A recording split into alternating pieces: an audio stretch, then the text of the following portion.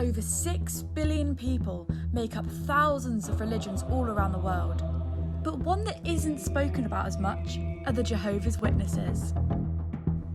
Founded in 1870 by Charles Russell in Pennsylvania, this unique branch of Christianity is often given a bad rep, from shocking headlines to bold revelations from previous members. Is that the religion that I had been a part of was actually a harmful cult, and I had been lied to for my entire life. And their bullying towards the LGBTQ community is not okay. It will be 3 years that my mother texted me to tell me never to call, visit, or text again. And even memes being made about their door-to-door evangelicalism. That's what I'm saying. If it's I want to find out whether the stereotypes are fair and understand more about the people who make up this organisation. We'll be hearing from previous members, medical professionals,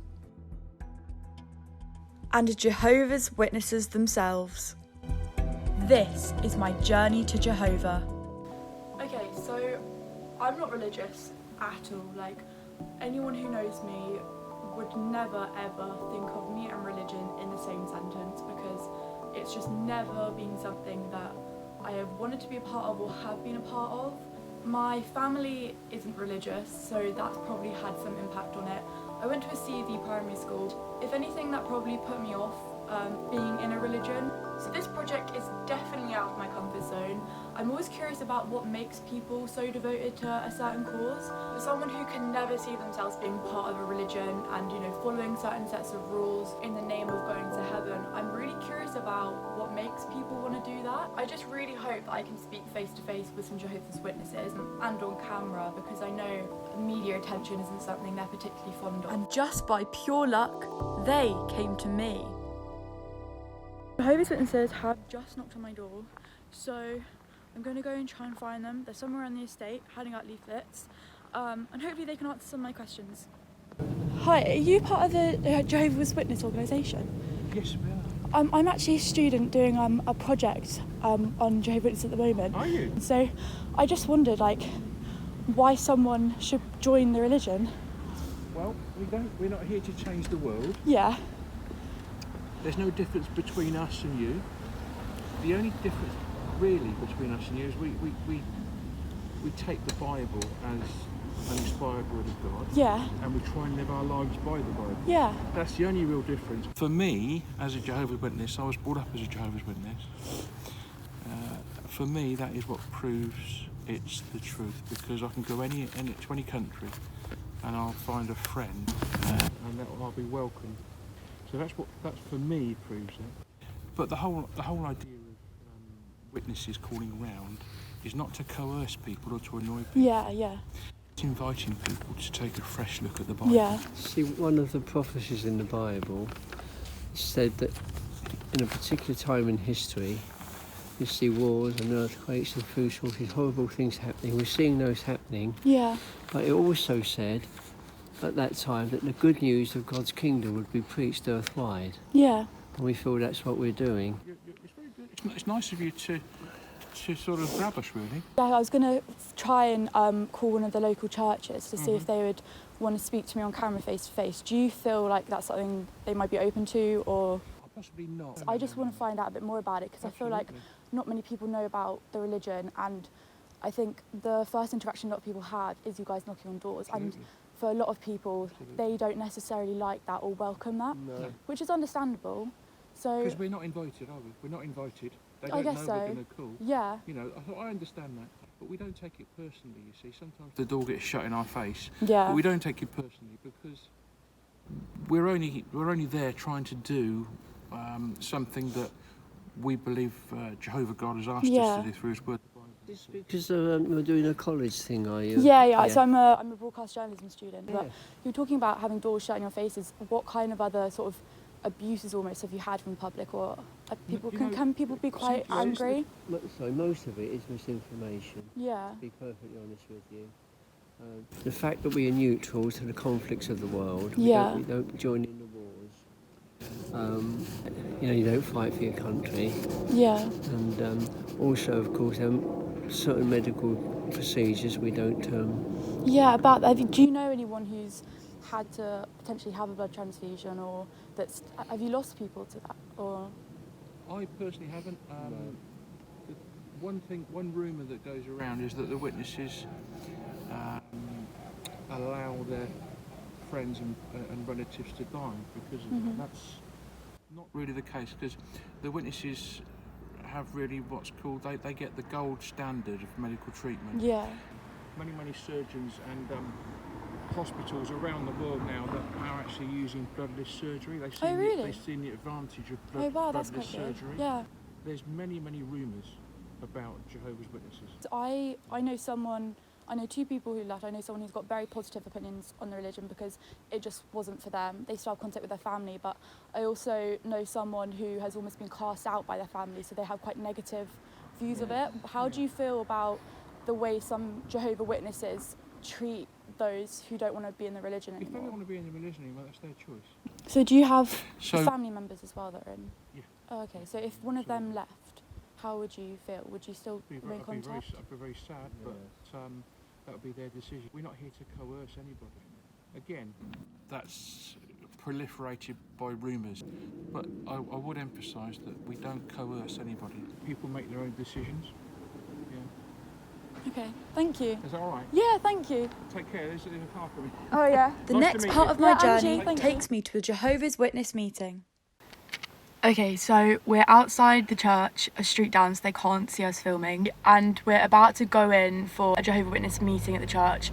It's a bit dark, so luckily we have a light with us so you can kind of see a bit better. We're just gonna sort of go in. I just want to get more of a vibe about what the meetings are like. Fingers crossed.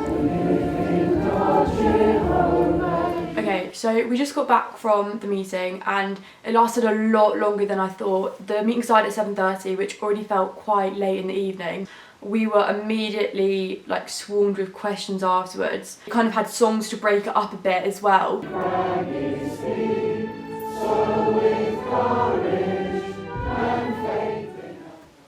We tried getting some footage, but we immediately saw people were kind of questioning what we were doing because we had a ring light, so we thought best not to draw too much attention to ourselves. And when we went in, everyone was really friendly.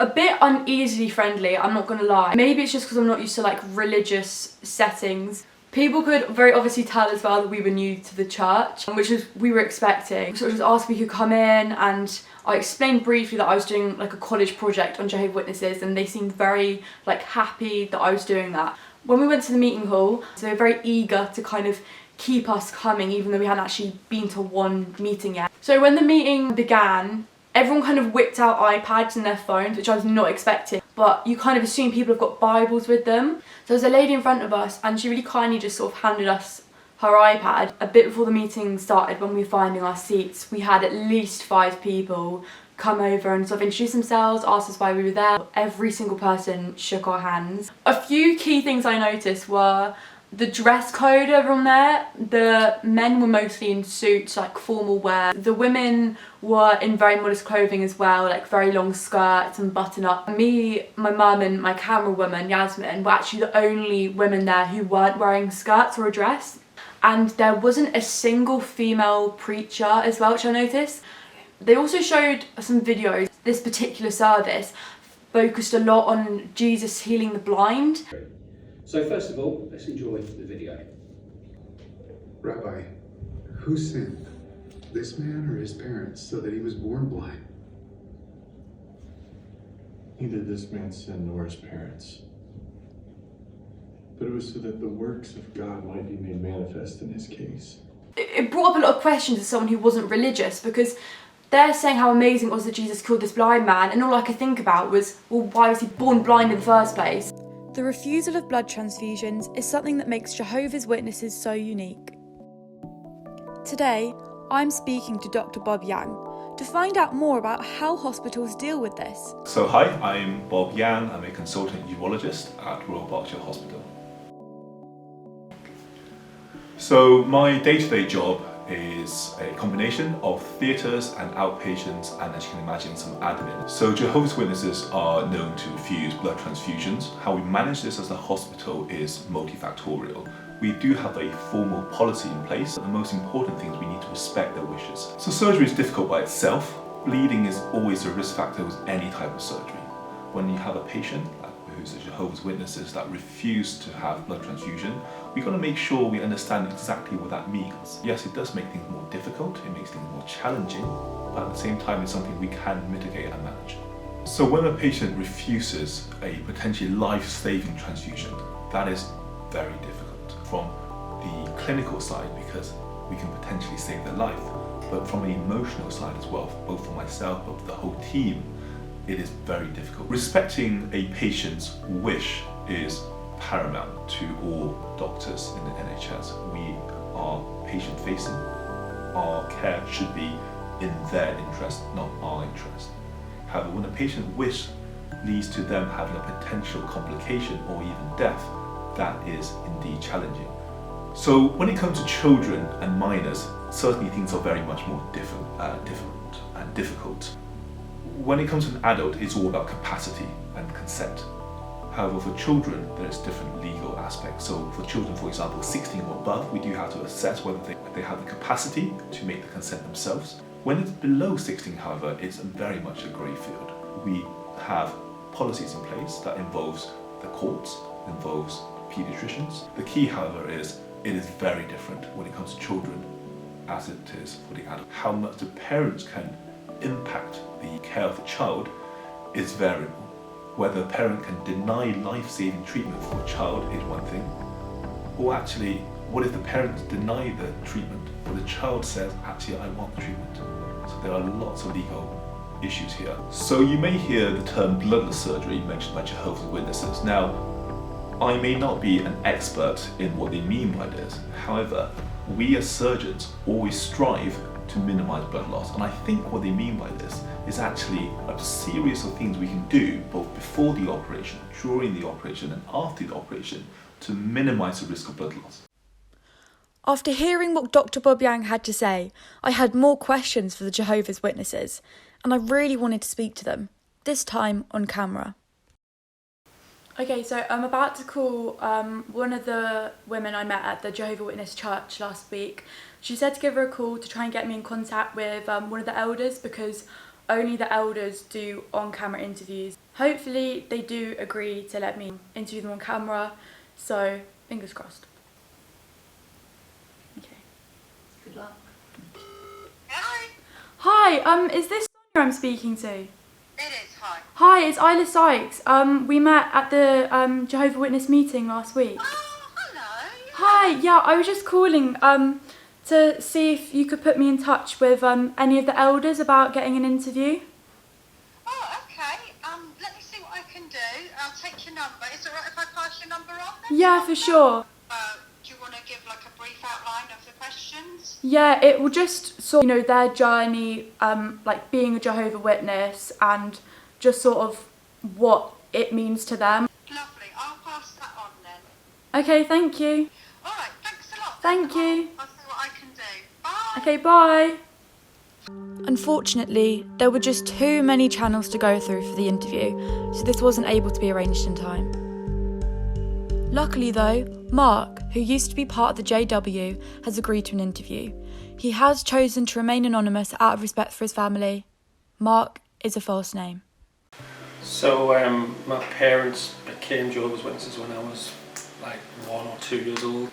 I was regularly going to the meetings and being like part of that thing until I was about 18, and then stopped really being so active in it.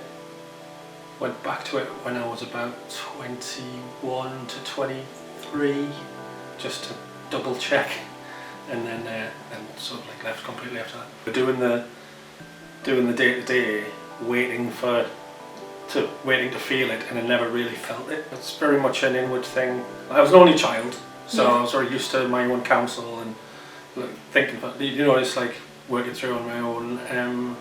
My relationship I had a close relationship with my parents and still do, but it was never very sort of like, it was more like I would just do what I was doing and they would just be relatively supportive. So there's a difference between kind of leaving and being, for want of a better word, asked to leave. There's a process in place, which is designed to protect the group, and so it like isolates out the bad influence.